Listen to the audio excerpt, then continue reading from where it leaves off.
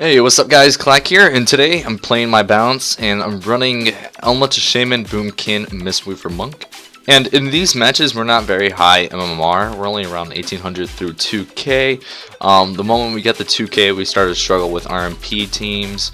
Any kind of rogue mage teams, honestly, is what we really struggle with, and a lot of LSD teams. Pretty much any lock teams, again. And that's pretty much what every team has in their comp, is either it's going to be rogue mage, healer, or it's going to be warlock, you know, boomkin, or anything like that. This comp sort of struggled really hard with that. If you guys would like, I can show you some games of that, but in these ones, I'm just going to show the wins, obviously. Alright, for the first match, we're facing Turbo with a Mistweaver, and the job as a Boomkin really is to set the tone for the game, meaning controlling the game by when they pop their damage cooldowns, you're going to go ahead and Cyclone or Root, but be wary of when you try to Cyclone the Warrior, because they do have Spell Effect, and it could pretty much cost you the game. So the main target here could be literally anyone. Most likely it's going to be the melee, because they're going to be out in the open trying to get a kill on your guy. So I like to go between Enhancement and Warrior. I don't like to mess with Warrior's Spell Reflect, so I tend to go Enhancement and Shaman a lot. Alright, let the games begin, and try not to worry about trying to get a good opener, like starting off with a Cyclone. If you can't get it, that's fine, just start off by doing damage. This comp doesn't really revolve around getting good openers, we're kind of just like a dampening comp. As you notice, we try to get much CC as we can into that Monk. My Monk actually sapped him and then stunned him, and I was able to get a Cyclone off. The Warrior's already in really a lot of pressure right now. Again, just getting my dots off to anyone. Shaman pops cooldowns, so this is actually the time to start peeling for your teammate. So I try to get some clones off. Luckily, I got pummeled there. He could have easily spell reflected that clone onto me, and it would have done a lot more damage actually. So I got a Cyclone off on the Shaman right there. There's spell reflect finally, because he thought it was going to be on him. So right now I could even get a clone on Warrior for full, but I decided not to because I see my Shaman's kiting and he's at pretty good health. So I didn't want to DR it for no reason. And right now, just trying to do some damage, trying to wait for our CC to come back up on Monk. That's all you can really do. Doing some decent amount of damage to the Shaman. I get kicked, it's fine. Monk is about to get another clone. So that's our kind of little rotation. Monk saps him, stuns him, and I Cyclone. Pretty much when he's going to be in a stun, I go for a clone because I know I'm going to get kicked. So pretty much when he gets out of that stun, my clone should be ready again for him to get cloned. So it works out pretty well a lot of times. Right here, we actually got so much damage. They have so much damage too. Honestly, I could have probably cloned right there. I'm trying to kill Windfairy Totem to stop their damage. There's not much you could do as a Boomkin sometimes. Sometimes it feels that way.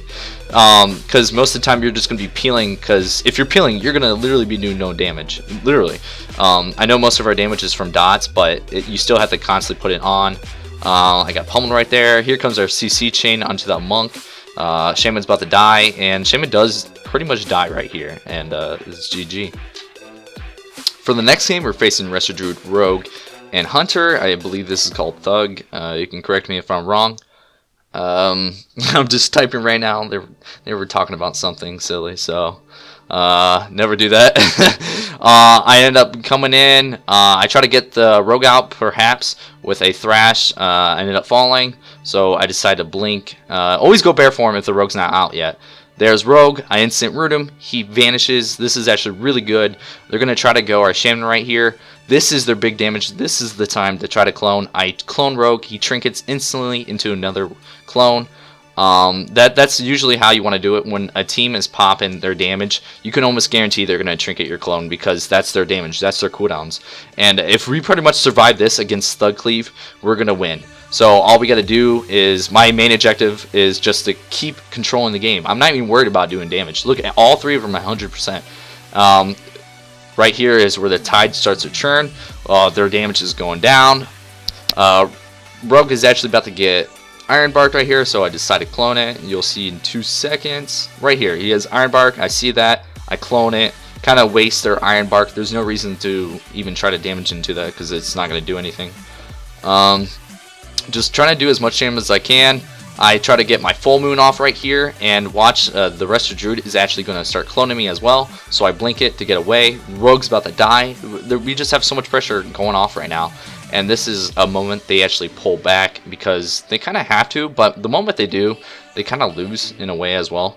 I beam that cast. Look at all this damage. I should have probably put some of those beams into the rogue. Maybe could have got a kill right there, but it's okay. Boomkin is gonna. Oh gosh, Resha Druid is gonna be off clone DR. Get a clone. He trinkets. He's gonna get a double cap right here, and we actually just kill rogue right in stun. We played that fairly well.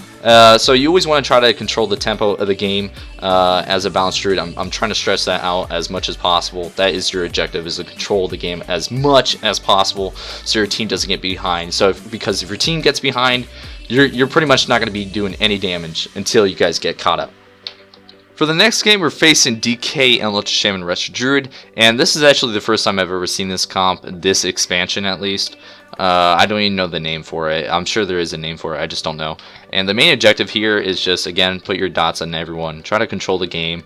Most of the game control I'm going to try to do is actually just root DK, Cyclone Shaman a little bit here and there, and hit Resha Druid as much as possible whenever he peeks his little head out. Because he's going to be going for a clone anytime he does that. Right now, he's even going for a clone. And so I actually just start to hit him. I make him play defensive. I do not want him to get any clones off. Right now, we're under a lot of pressure, so I should be trying to peel right now. I don't even know what I'm doing. I rooted DK right there. He gets hit up by massive damage. I'm about to die. Barkskin, go bear form for a little bit to increase the healing received. Come out when I'm full. And right now, we kind of got the tides turn. There's Tranquility. We cannot let him get that off. So I silence it. Wow, my voice cracked again.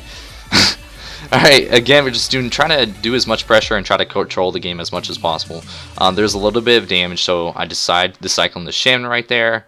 Try to do a little bit of damage to DK. My Shaman's in a Hex, dispel it.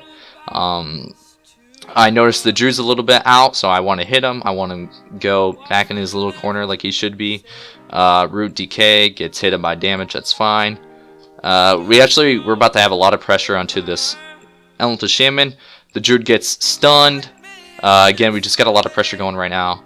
Cyclone him. I put my Starfall because he's behind LOS, so it's always nice. Starfall is amazing for that. If someone's behind LOS, you can always just pop Starfall and it'll keep him in combat, so that way he can't start drinking.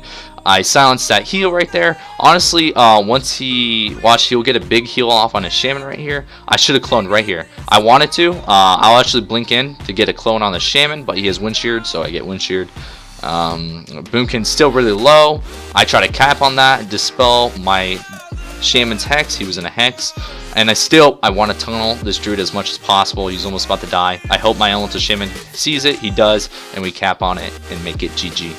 Alright guys, that's it for this video. I hope you liked it. If you did, hit that like and subscribe button, of course. And if you guys really do want to start seeing more videos like this, I'm totally fine with that. I really am. And I haven't made a video like this way, this type of guide. I don't even know if I would say this is a guide. I just try to tell you what I would do in this situation. And I guess that's sort of a guide, but in a way, in my head, it doesn't really seem like a guide, but I guess it is. Again, if you like this video, hit that like and subscribe button. Peace!